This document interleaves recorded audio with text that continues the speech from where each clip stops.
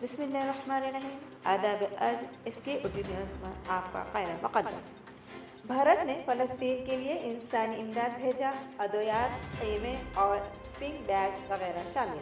بھارت نے فلسطین کو 6.5 ٹن طبی امداد اور 32 ٹن آفات سے متعلق امدادی سامان بھیجا ہے۔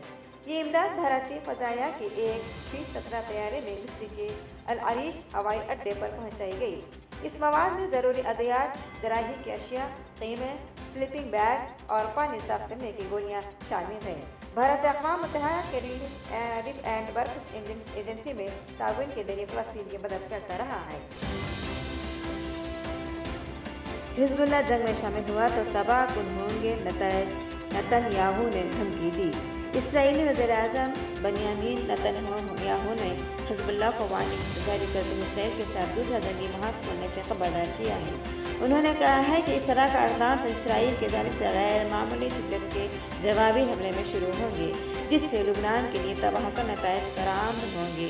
رپورٹ کے مطابق نتن یاہو نے مزید کہا ہے کہ تنازع اسرائیل کے لیے کرو یا مرو کی حالت ہے۔ اسرائیل نے مقبوضہ مغربی کنارے کے گاؤں میں زیتون کے 70 درختوں کو تباہ کر دیا۔ اسرائیل آباد کاروں نے وسط مقبوضہ مغربی کنارے میں سلفیہ شہر کے مشرق میں یاسور گاؤں میں زیتون کے درجنوں پرانے درختوں کو کاٹ دیا ہے۔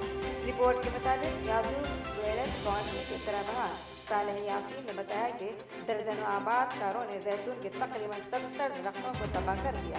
اسرائیلی فورسز نے مقبوضہ مغربی کنارے کی گئی علاقوں سے کم از کم 58 فلسطینیوں کو گرفتار کیا ہے۔